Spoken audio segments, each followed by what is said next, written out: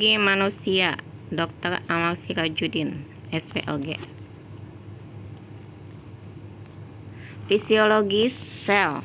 Sel adalah unit kehidupan struktur dan fungsional terkecil dari tubuh yang dapat mengatur kehidupannya sendiri. Di dalam sel terdapat banyak struktur kecil yang disebut organel. Contoh sel darah merah 25 triliun. Sel, jaringan, organ, sistem organ, organisme. Fungsi sel. 1. Mempertahankan suatu barrier yang selektif, membran plasma di antara sitoplasma dan lingkungan ekstraseluler. 2. Membawa instruksi dalam bentuk kode atau gen untuk proses sintesis sebagian besar komponen seluler sebagai aktivitas metabolik. Transfer sel. 1. Proses difusi melalui pori-pori membran atau melalui matris membran. 2. Transport aktif melalui membran, suatu mekanisme tempat sistem enzim dan pembawa membawa zat-zat melalui membran. 3. Dengan endokrin, suatu mekanisme membran menelan cairan ekstrasel dan isinya. Bentuk sel. 1. Bentuk dasar dari sel yang diisolasi adalah bulat. 2. Bentuk serikal dasar biasanya berubah karena spesialisasi sel berdasarkan fungsinya.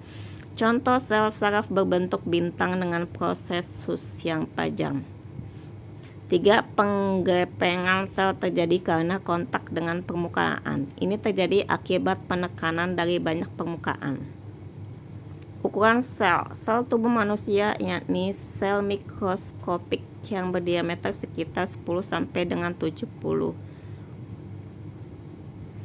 Pergerakan sel. 1. Gerakan amoeboid, gerakan seluruh sel dalam hubungan dengan sekitarnya. Contoh, pergerakan sel darah putih melalui jaringan khas. 2. Gerakan silia, pembengkokan silia, bulu-bulu getar pada permukaan membran sel yang jumlahnya sangat banyak karena banyaknya silia pada permukaan sel berkontraksi serentak seperti gelombang, memungkinkan isyarat elektrokimia di atas permukaan sel dipindahkan dari silia satu ke silia yang lain. Struktur sel. Struktur sel ya, bisa lihat gambarnya guys. Fungsi struktur sel. 1. Sitoplasma. Sitoplasma menjadi wadah bagi banyak organel lain agar bisa berfungsi di dalam sel. Beberapa fungsi seperti pengembangan, pertumbuhan, dan pembelahan sel dilakukan di dalam sitoplasma. 2. Sitoskeleton. Bagian ini memiliki fungsi menentukan bentuk sel dan memungkinkan sel untuk bergerak. Sitoskeleton juga terlibat dalam proses pembelahan sel. 3. Retikulum endoplasma menjadi wadah bagi pergerakan protein dan zat lainnya. 4. Aparatus Golgi bertugas untuk memproses serta mengepas protein dan lemak. 5. Lisosom dan peroksisom. Tugasnya mencerna bakteri asing yang menyerang sel, membersihkan sel dari zat beracun, serta mendaur ulang komponen sel tubuh yang telah usang. 6. Mitokondria adalah organel yang mengubah hasil pemecahan glukosa dari makanan menjadi energi yang dapat digunakan sel. 7. Membran plasma. Komponen ini berfungsi untuk memisahkan sel dari lingkungannya dan mengatur zat-zat masuk atau keluar sel. 8. Ribosom merupakan organel yang mengatur pembuatan protein. Fisiologi jaringan. Jaringan adalah sekelompok sel yang memiliki bentuk dan fungsi yang sama. Macam dan fungsi jaringan pada manusia. 1. Jaringan otot untuk gerak. Membran sel otot disebut sarkolema. Plasmanya disebut sarkoplasma. Otot polos, otot rangka, otot jantung. Macam-macam jenis jaringan pada manusia. Jaringan pengikat untuk mengikat jaringan dan alat tubuh. Bisa lanjut ya, lihat gambarnya. Oke. Tadi udah lihat ya. Macam dan jenis jaringan pada manusia. 3. Jaringan tulang menjaga berdirinya tubuh, membentuk roda untuk menyiapkan organ-organ yang halus, membentuk persendian sebagai tempat melekatnya ligamen dan otot.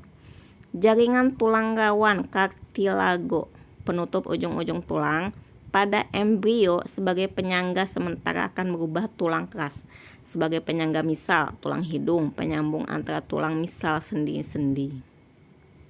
Jaringan tulang. Oke, lihat gambarnya ya. Macam dan jenis jaringan pada manusia. Jaringan darah untuk mengedarkan zat makanan dan oksigen ke seluruh tubuh, sel darah dan plasma darah. 5. Jaringan epitelium. Apa ini? Kok ngilang ya? Macam-macam jenis jaringan pada manusia. 7. Jaringan saraf untuk menerima dan meneruskan rangsangan. 8. Jaringan lemak untuk menyimpan lemak, cadangan makanan, bantalan, proteksi, dan isolasi panas. Macam-macam jenis jaringan pada manusia. Tuh, lihat gambarnya ya. Kebutuhan oksigen dan nutrisi untuk sel. Respirasi ialah peristiwa menghirup udara dari luar oksigen ke dalam tubuh serta menghembuskan udara keluar karbon dioksida sebagai sisa oksidasi dari tubuh. Kebutuhan tubuh akan oksigen. Untuk oksidasi, lebih dari 4 menit tidak mendapatkan oksigen dan akan terjadi anoreksia, kerusakan otak irreversibel yang bisa menyebabkan kematian. Kekurangan oksigen bisa menyebabkan pikiran kacau, halusinasi. Oksigen dari darah tidak cukup, warna merah darah hilang, maka terjadi kebiruan pada bibir, telinga, tangan makin biru, sianosis. Kebutuhan tubuh akan oksigen. Lihat alurnya.